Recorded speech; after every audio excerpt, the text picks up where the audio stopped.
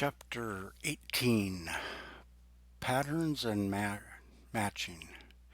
Patterns are a special syntax in Rust for matching against the structure of types, both complex and simple. Using patterns in conjunction with match expressions and other constructs give you more control over a program's control flow. A pattern consists of some combination of the following: literals, destructured arrays, enumerations, structs or tuples, variables, wildcards, and placeholders. These components describe the shape of the data we're working with, which we then match against values to determine whether our program has the correct data to continue running a particular piece of code. To use a pattern, we compare it to some value. If the pattern matches the value, we use the value parts in our code.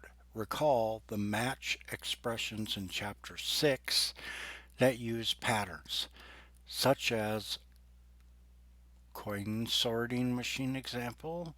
If the value fits the shape of the pattern, we can use the named pieces. If it doesn't, the code associated with the pattern won't run. This chapter is reference on all things related to patterns. We'll cover the value pieces to use patterns, the difference between refutable and irrefutable patterns, and the different kinds of pattern syntax that you might see. By the end of this chapter, you'll know how to use patterns to express many concepts in a clear way. All the places patterns can be used. Patterns pop up in a number of places in Rust, and you've been using them a lot without realizing it. This section discusses all the places where patterns are valid. Match arms. As we discussed in Chapter 6, we use patterns in the match arms of match expressions. Formally, match expressions are defined as keyword match, a value to match on, and one or more match arms that consist of a pattern and an expression to run if the value matches that arm's pattern, like this.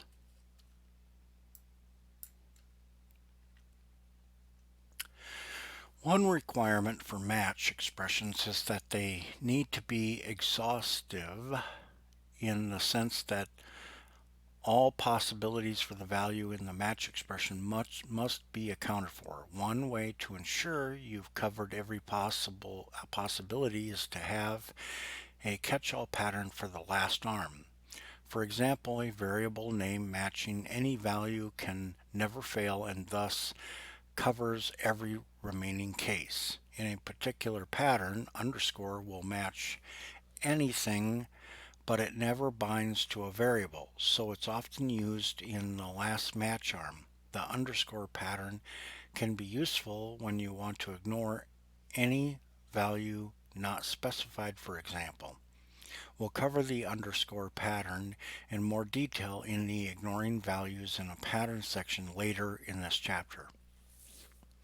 Conditional if-let expressions.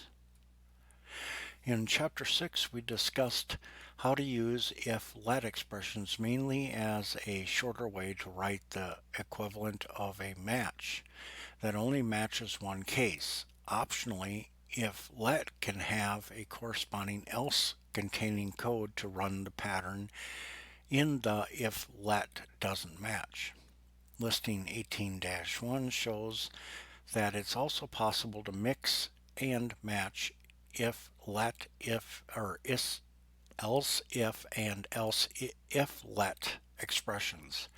Doing so gives us more flexibility than a match expression in which we can express only one value to compare with the patterns. Also, the conditions in the scenario of the series of if let, else if let arms aren't required to relate to each other. The code in listing 18-1 shows a series of checks for several conditions that decide what the background color should be. For example, we've created variables with hard-coded values that a real program might receive from user input. Listing 18-1, mixing if, let, else if, let, and else. If the user specifies a favorite color, that color is the background color. If today is Tuesday, the background color is green. If the user specifies their age as a string and we can parse it as a number successfully, the color is either purple or orange depending on the value of the number. If none of these conditions apply, the background color is blue. This conditional structure lets us support complex requirements. With the hard-coded values we have here, this example will print using purple as the background color. As you can see, that if let can also introduce shadow variables in the similar way that match arms can.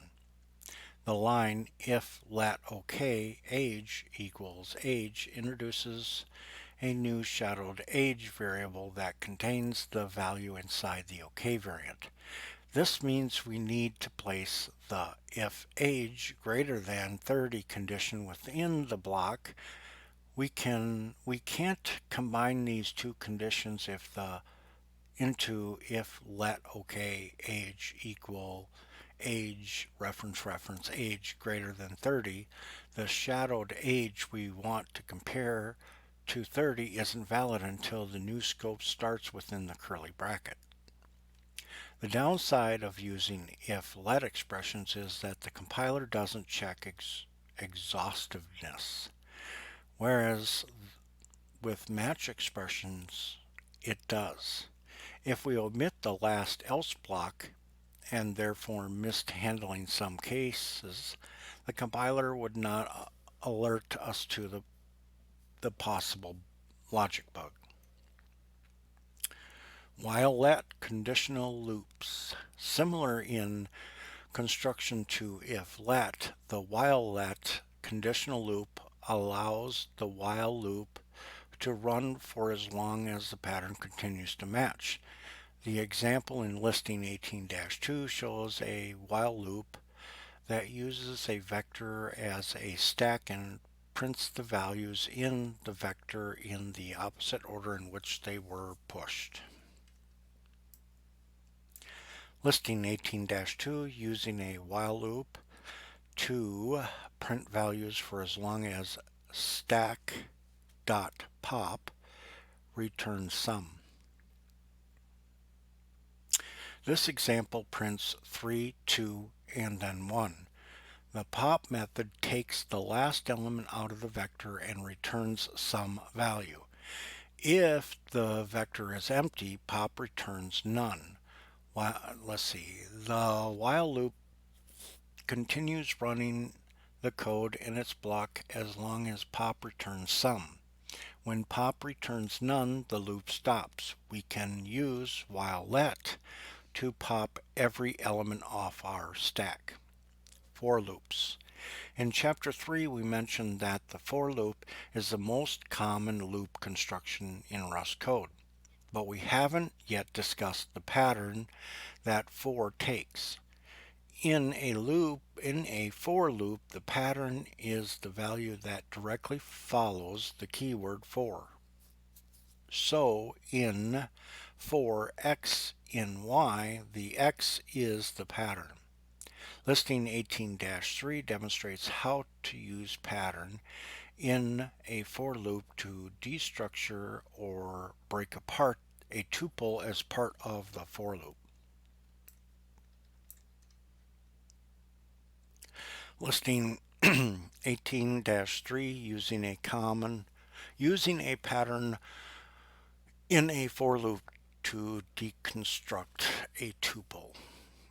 In code, the code in listing 18-3 will print the following.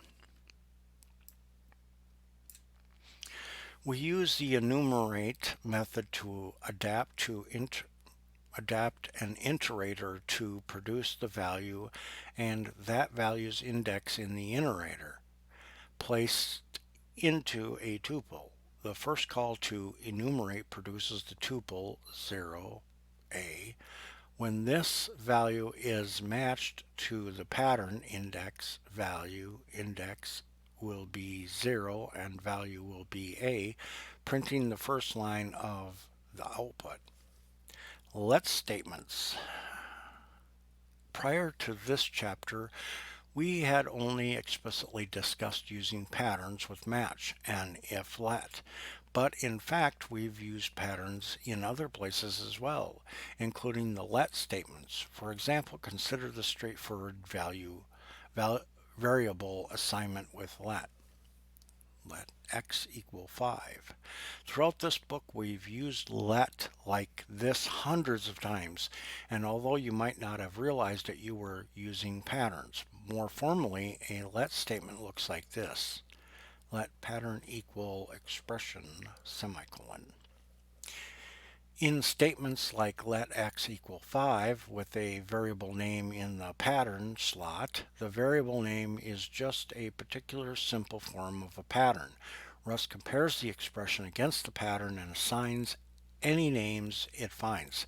So in the let x equal 5 example, x is the pattern. That means bind what matches here to the variable x. Because the name x is the whole pattern, the pattern effectively means bind everything to the variable x, whatever the value is. To see the pattern matching aspect of let more clearly, let's consider listing 18-4, which uses a pattern with let to deconstruct a tuple. Listing 18-4 using a pattern to deconstruct a tuple and create three variables at once.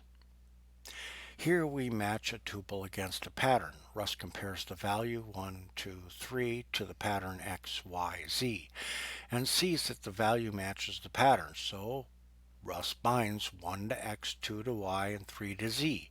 You can think of this tuple pattern as nested three individual variable patterns inside it.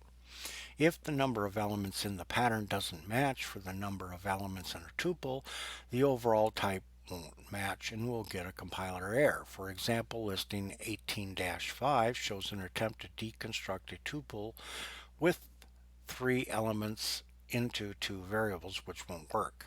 Let x, y equal 1, 2, 3. Listing 18-5 incorrectly constructing a pattern whose variables don't match the number of elements in the tuple. Attempting to compile this code results in this type of error. If we want to ignore one or more values in a tuple, we could use the underscore or dot dot, as you see in the ignoring values in a pattern section. If the problem is that we have too many variables in a pattern, the solution is to make the types match by removing variables so the number of variables equals the number of elements in each tuple. Function parameters. Function parameters can also be patterns. The code in listing 18-6, which declares a function named foo that takes one parameter named x of type I32 should by now look familiar. Listing 18-6, a function signature uses patterns in the parameters. The x part is a pattern. As we did with let, we could match a tuple in a function's argument to the pattern. Listing 18-7 splits the values in our tuple we passed as we passed it to a function. Listing 18-7, a function with parameters that deconstruct a tuple. This code prints current location 3, 5. The values reference 3, 5, match the pattern reference xy, so x is the value of 3 and y is the value of 5. We can also use patterns in closure perimeter lists in the same way as in function perimeter lists, because closures are similar to functions, as we discussed in Chapter 13. At this point, you've seen several ways of using patterns, but patterns don't work the same in every place we can use them. In some places, the patterns must be irrefutable. In other circumstances, they can be refutable. Let's see, we'll discuss these two concepts next. Refutability, whether a pattern might fail to match. Patterns come in two forms, refutable and irrefutable. Patterns that will match for any possible value passed are irrefutable. An example would be x in the statement let x equal 5 because x matches anything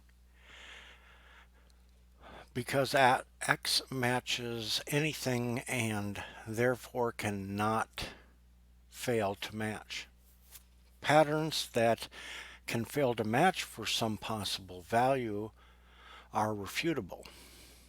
An example would be sum x in the expression if let sum x equal a underscore value, because if the value in the a underscore value variable is none rather than sum, the sum x pattern will not match. Function perimeters, let statements, and for loops can only accept irrefutable patterns because the program cannot do anything meaningful when values don't match.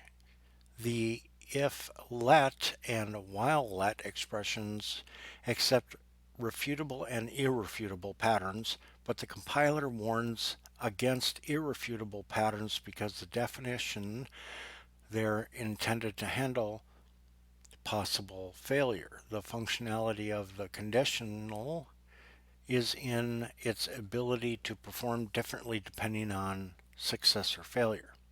In general, you shouldn't have to worry about the distinction between refutable and irrefutable patterns. However, you do need to be familiar with the concept of refutability so you can respond when you see it in an error message.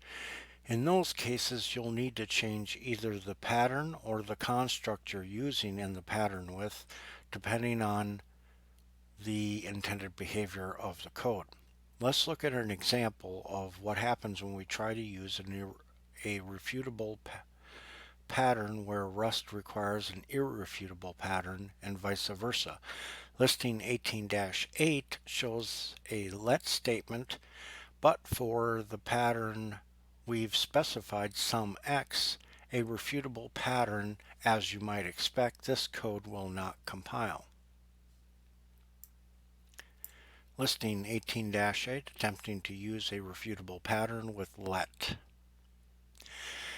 If sum underscore option underscore value was a none value, it would fail to match a pattern sum x, meaning that the pattern is refutable.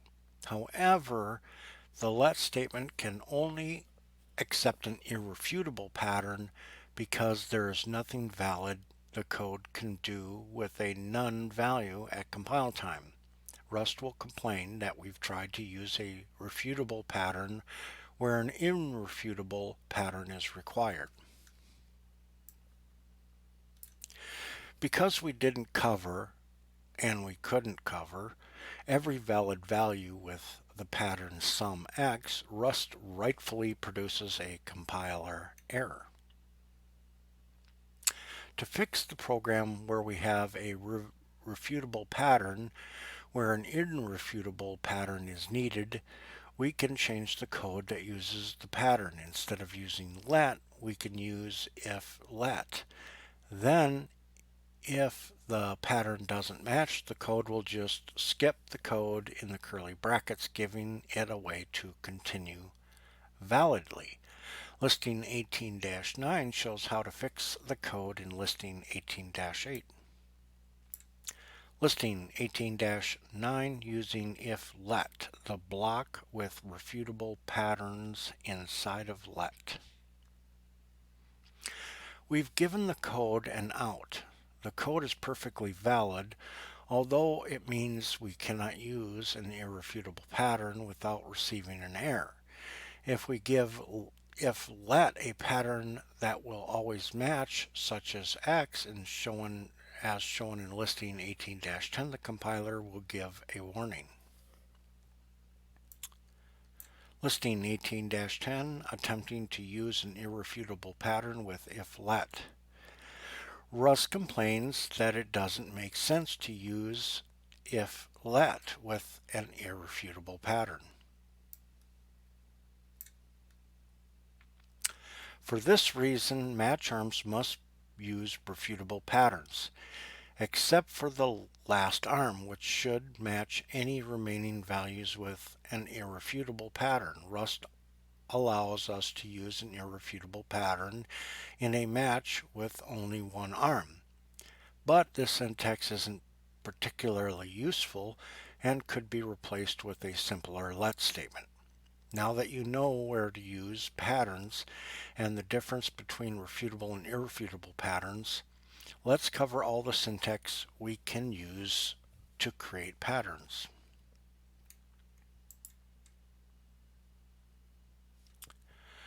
Pattern syntax. Let's see. Throughout the book, you've seen examples of many kinds of patterns. In this section, we'll gather all the syntax valid in patterns and discuss why you might want to use each one. Matching literals. As you saw in Chapter 6, you can match patterns against literals directly. The following code gives you some examples. This code prints 1 because the value in X is 1. This syntax is useful when you want your code to take an action if it gets a particular concrete value. Matching named variables. Named variables are irrefutable patterns that match any value, and we've used them many times in this book. However, there is a complication when you use named variables in match expressions. Because match starts a new scope, variables declared as part of a pattern inside the match expression will shadow those with the same name outside the match construct. As is the case with all variables, in listing 18-11 we declare a variable named x with the value of sum 5 and a variable y with the value of 10. We then create a match expression on the value x. Look at the patterns in the match arms and print line exclamation mark at the end and try to figure out what code will print before running this code or reading further.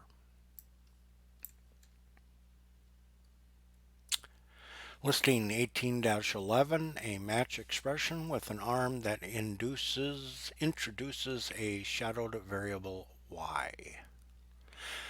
Let's walk through what happens when the match expression runs. The pattern in the first match arm doesn't match the defined value of x, so the code continues. The pattern in the second match arm introduces a new variable named y that will match any value inside some value because we're in a new scope inside the match expression. This is a new y variable, not the y we declared at the beginning with the value of 10. This new y binding will match any value inside a sum, which is what we have in x. Therefore, this new y binds to the inner value of the sum in x. That value is 5, so the expression for the arm executes and prints match y equals 5. If x had been a none inside value instead of sum 5, the patterns in the first two arms wouldn't have matched. So the value would have matched to to the underscore. We didn't introduce the x variable in the pattern of the underscore arm, so the x is the expression. So the x in the expression is still the outer x and hasn't been shadowed. This hypothetical case, let's see, in this hypothetical case, the match would print default case x equals none.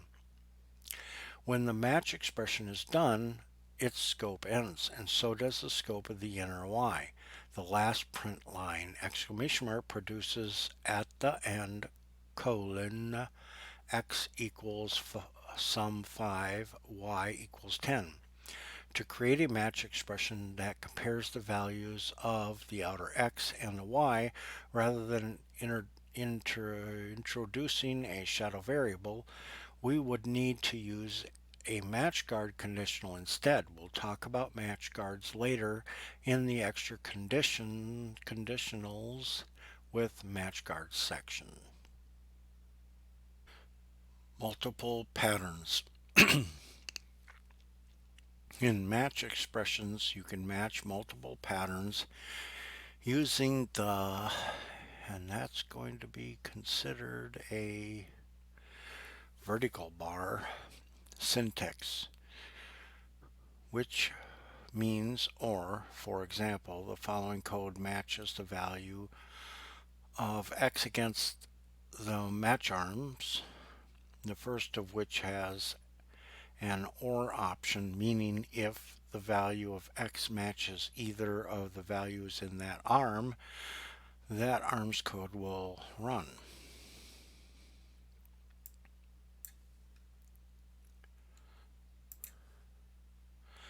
This code prints 1 or 2.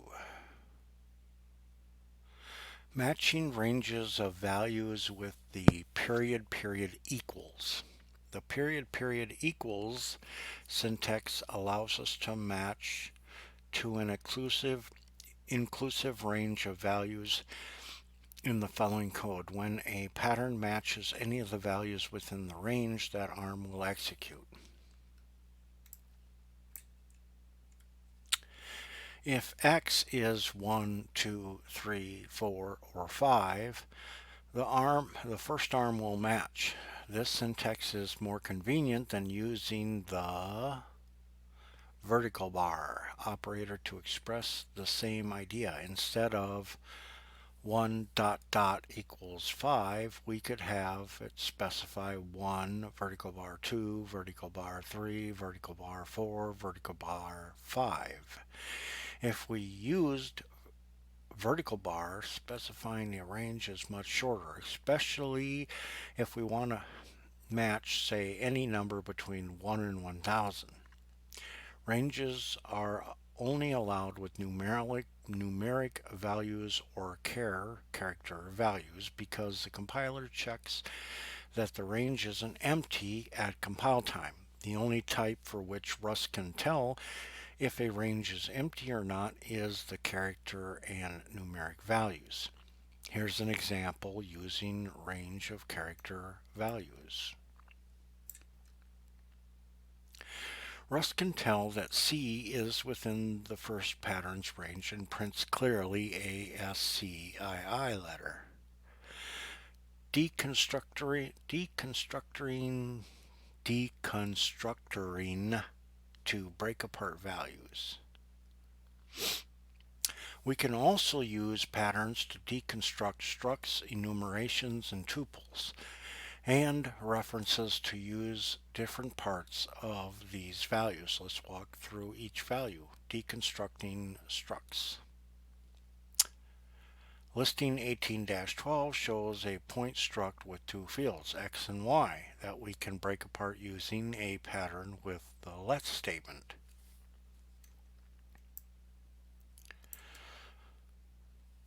Listing 18-12, deconstructing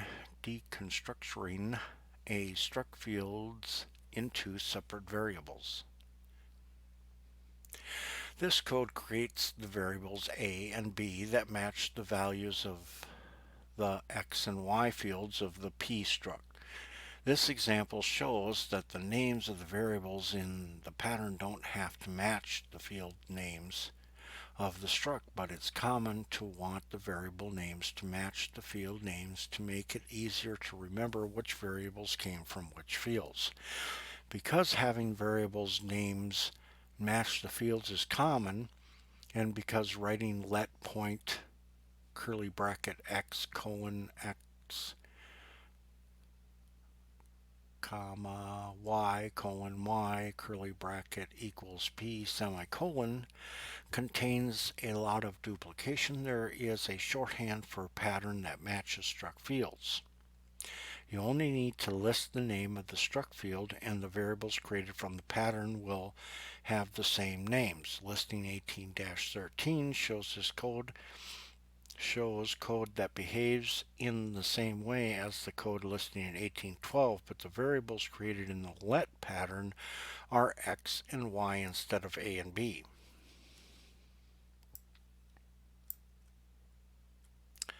Listing 18-13, deconstructing a struct field using struct field shorthand. This code creates the variables x and y that match x and y fields of the p variable. The outcome is the variable x and y contain the values from the p struct. We can also destructure the literal values as part of the struct pattern rather than creating variables for all the fields. Doing so allows us to test some of the fields for particular values while creating variables to deconstructure the other fields. Listing 18-14 shows a match expression that separates point values into three cases. Points that lie directly on the x-axis, which is true when y equals 0. On the y-axis, x equals 0 or neither. Listing 18-14, deconstructing a matching literal values in one pattern. The first arm will match any point that lies on the x-axis by specifying that the y field matches if its value matches the literal 0. The pattern still creates an x variable that we can use in the code for this arm. Similarly, the second arm matches any point on y-axis by specifying that the x field matches if its value is 0 and creates a variable y for the value of the y field. The third arm doesn't specify any literals, so it matches any other point and creates variables for both x and y fields. In this example, the value p matches the second arm by virtue of x containing a 0, so this code will print on the y-axis at 7. Deconstructing enumerations. We've discussed enumerations, enums, earlier in this book, for example, when we deconstructured option I-32 in listing 6-5 in chapter 6. One detail we haven't mentioned explicitly is the pattern to deconstructure the enum should correspond with the way the data stored within enumeration is defined. As an example, in listing 18-15, we use the message enumeration from listing 6-2 and write a match with patterns that will deconstructure each inner value.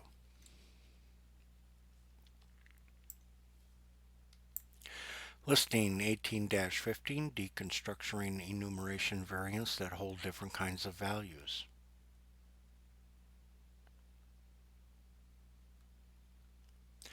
This code will print change the color to red 0, green 160, and blue 255.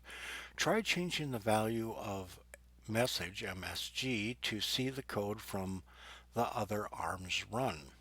For enumeration variants without any data, like message : quit, we can't deconstructure any value can't deconstructure the value any farther. We can only match on literal message : quit value, and no variables are in that pattern. For struct-like enumeration variants, such as message: move, we can use a pattern similar to the pattern we specify to match structs.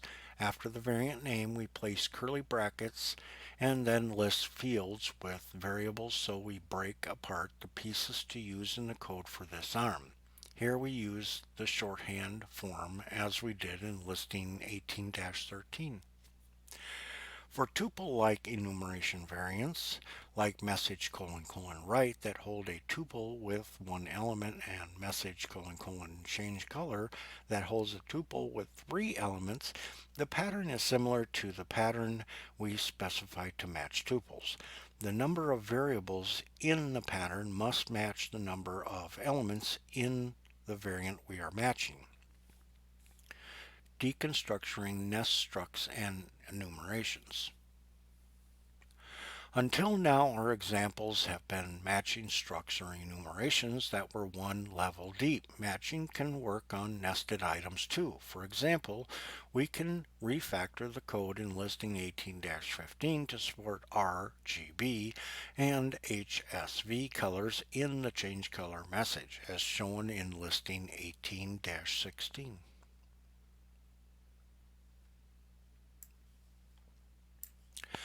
Listing 18-16, matching on nested enumerations. The pattern of the first arm in the match expression matches the message: change color enumeration variant that contains a color: RGB variant. Then the pattern binds to the three inner I32 values. The pattern of the second arm also matches the message: change color enumeration variant, but the inner enumeration matches the color: HSV variant instead. We can specify these complex conditions in one match expression even though two enumerations are involved. Deconstructing structs and tuples. We can mix, match, and nest destructuring patterns in even more complex ways. The following example shows a complicated destructure where we nest structs and tuples inside a tuple and destructure all of the primitive values out.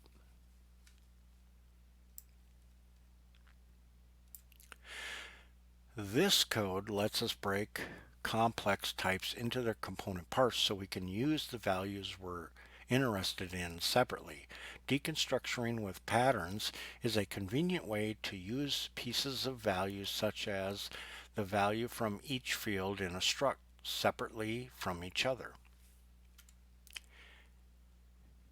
Ignoring values in a pattern.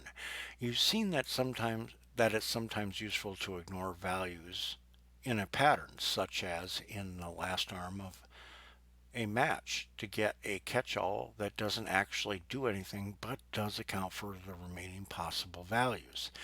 There are a few ways to ignore entire values or parts of values in a pattern. Using the underscore pattern, which you've seen, using the underscore pattern within another pattern, using a name that starts with an underscore or a period to ignore remaining parts of a value. Let's explore how and why to use each of these patterns. Ignoring an entire value with underscore. We've used the underscore as a wildcard pattern that will match any value but not bind to the value. Although the underscore pattern is especially useful in the last arm in a match expression, we can use it in any pattern, including function parameters as shown in listing 18-17. Listing 18-17 using underscore in a function signature. This code will completely ignore the value passed as the first argument, 3, and will print this code only. This code only uses the y parameter: 4. In most cases, when you no longer need a particular function parameter, you would change the signature so it doesn't include the unused parameter. Ignoring a function parameter can be especially useful in some cases. For example, when implementing a trait, when you need a certain type signature, but the function body in your implementation doesn't need one of the parameters. The compiler will not warn you about unused function parameters, as it would if you used a name instead. Ignoring parts of a value with a nested underscore. We can also use underscore inside another pattern to ignore just part of a value. For example, when we want to test for only part of the value but have no use for the other parts in the corresponding code we want to run. Listing 18-18 shows code responsible for managing a settings value. The business requirements are that the user should not be allowed to overwrite an existing customization of a setting, but can unset the setting and give a value of it is currently unset.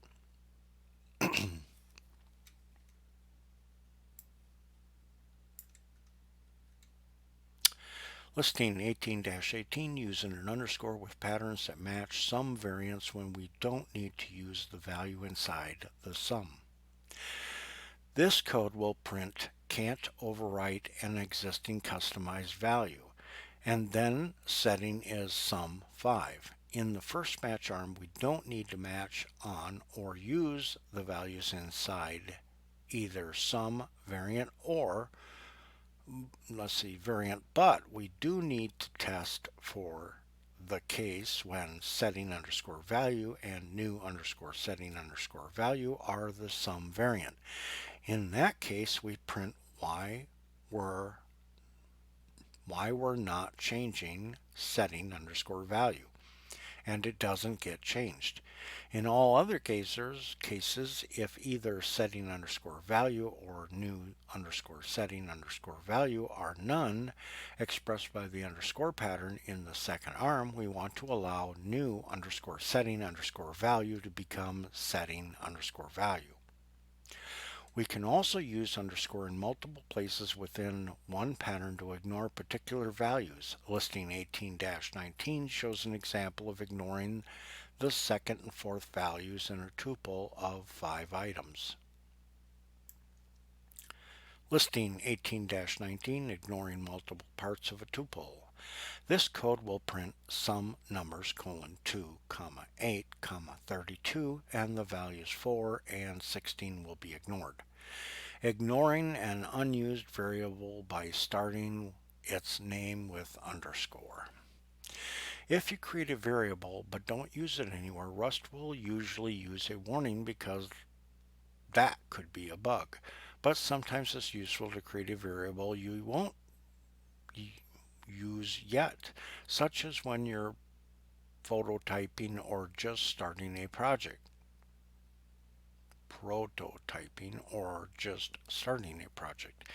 In this situation, you can tell Rust not to warn you about the unused variable by stating the name of the variable with an underscore. In listing 18-20, we create 2 unused variables, but when we run the code, we should only get a warning about one of them.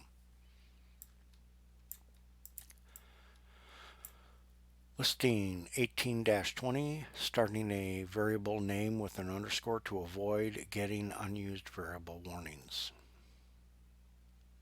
Here we get a warning about not using the variable y, but we don't get a warning about not using the variable preceded by the underscore.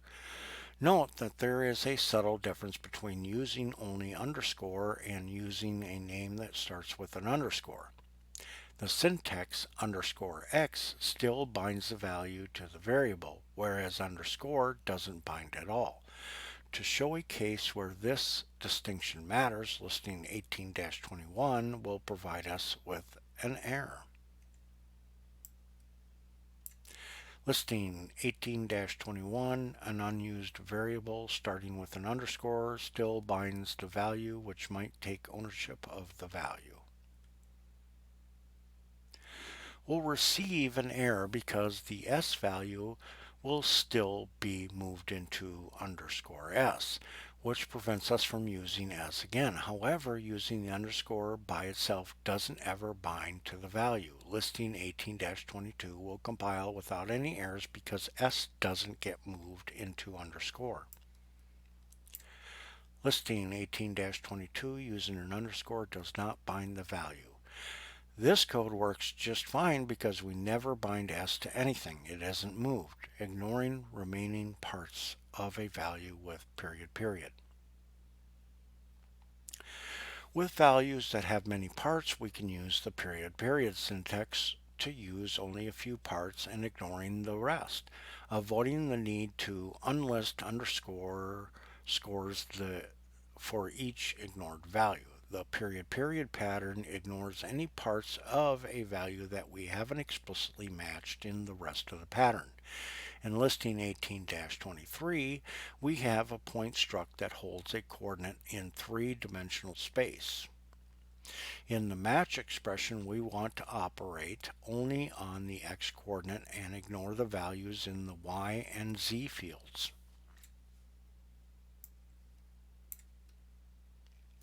Listing 18-23, ignoring all fields of a point except for x by using period period.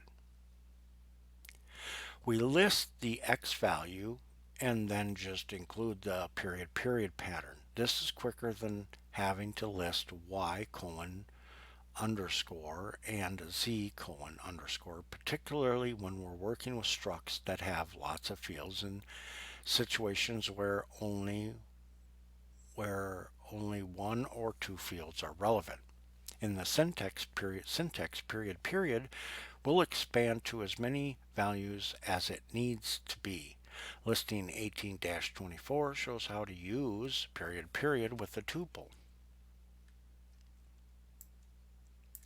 Listing 18-24 matching only the first and last values in a tuple and ignoring all other values.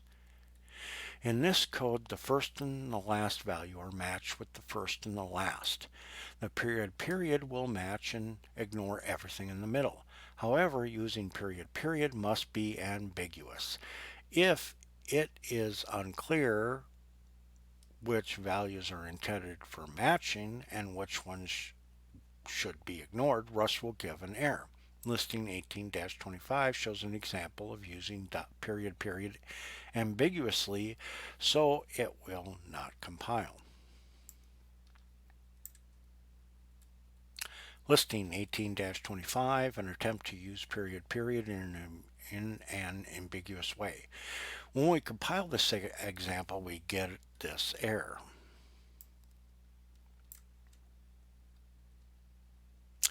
It's impossible for Rust to determine how many values in the tuple to ignore before matching a value with second, and then how many further values to ignore thereafter. This code could mean that we want to ignore 2, bind second to 4, and then ignore 8, 16, and 32. Or that we want to ignore 2 and 4 and bind second to 8 and then ignore 16 and 32 and so forth.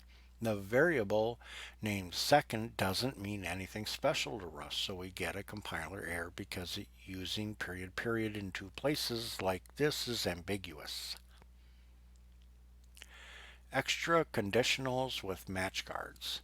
A match guard is an addition if condition specified after the pattern in the match arm that must also match, along with the pattern matching for the arm to be chosen. Match guards are useful for expressing more complex ideas than a pattern alone allows. The condition can use variables created in the pattern. Listing 18-26 shows a match where the first arm has the pattern sum x and also has a match guard of if x less than 5.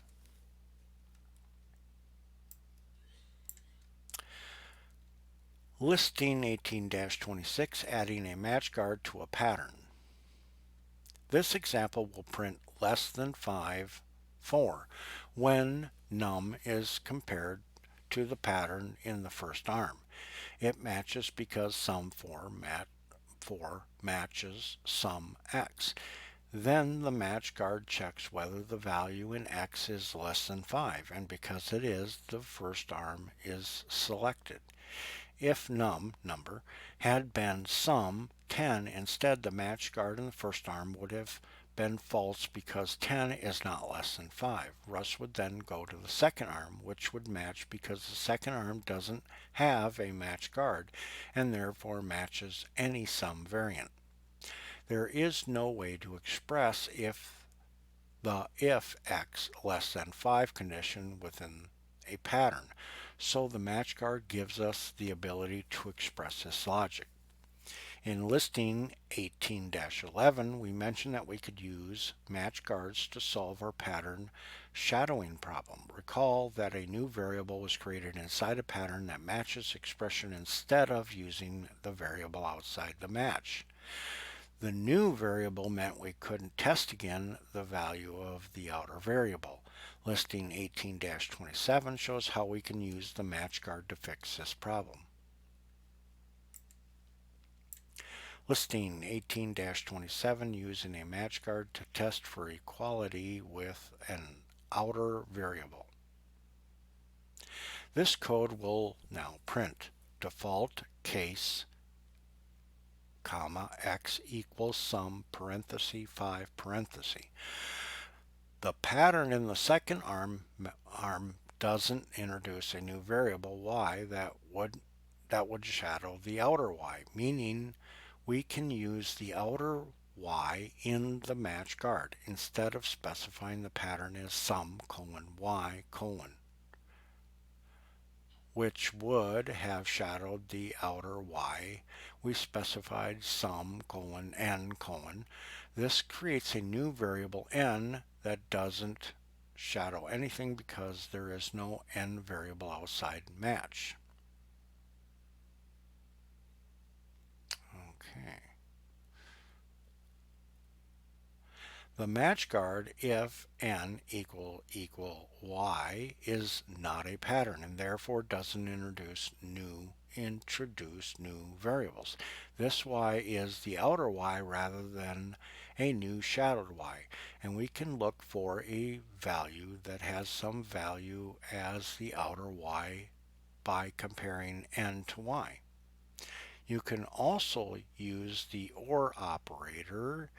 And what did we say that was? We said that that was the vertical bar in a match guard to specify multiple patterns. The match guard condition will apply to all patterns. Listing 18-23 shows the precedence of combining a match guard with a pattern that uses vertical bar. The important part of the example is that the if y match guard applies to 4, 5, and and 6, even though it might look like if y only applies to 6.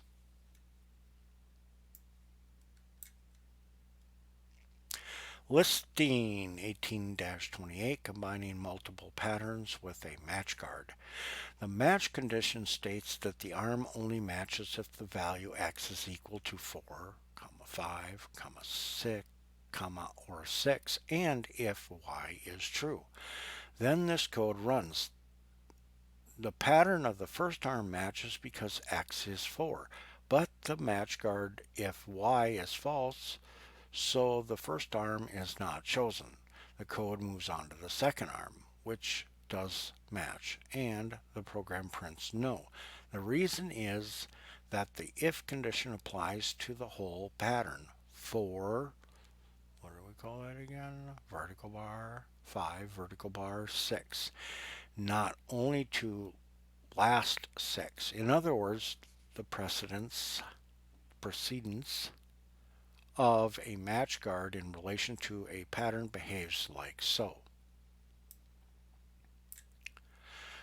Rather than this, after running the code of precedence behavior is the precedence behavior is evident if the match guard were applied to only the final value in the list of values specifying the vertical bar operator. The arm would have matched and the program would have printed yes. At bindings. Okay. The at operator, at, lets us create a variable that holds a value at the same time we're testing that value to see whether it matches a pattern. Listing 18-29 shows an example of where we want to test that a message hello ID field is within the range 3 equals 7, but we also want to bind the value to the variable ID underscore variable so we can use it in the code associated with the arm. We could name this variable ID the same as the field, but for this example we'll use a different name. Listing 18-29 using at to bind to a value in a pattern while also testing it. This example will print found an ID in range, 5. By specifying ID underscore variable at before the range 3 equals 7, we're capturing whatever value matched the range while also testing the value matched the range pattern. In the second arm, where we only have a range specified in the pattern, the code associated with the arm doesn't have a variable that contains the actual value of the ID field. The ID field's value could have been 10, 11, or 12, but the code that goes with that pattern doesn't know which it is. The pattern code isn't able to use the value from the ID field because we haven't saved the ID value in a variable. The last arm, in the last arm, where we've specified a variable without a range, we do have the value available to use in the arm's code in a variable named ID. The reason is that we've used the structs field shorthand syntax, but we haven't applied any test to the value in the ID field in this arm, as we did with the first two arms. Any value would match this pattern. Using AND lets us test a value and save it in a variable within one pattern. Summary. Rust patterns are very useful in that they help distinguish between different kinds of data. When used in match expressions, Rust ensures your patterns cover every possible value, or your program won't compile. Patterns in let statements and function perimeters make those constructs more useful. Enabling the destructuring of values into smaller parts at the same time as assigning to variables, we can create simpler, more complex patterns to suit our needs. Next, for the penultimate,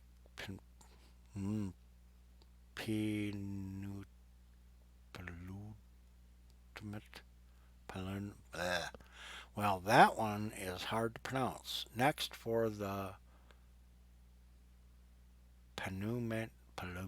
well, I'm not exactly sure how to pronounce that, but maybe you do.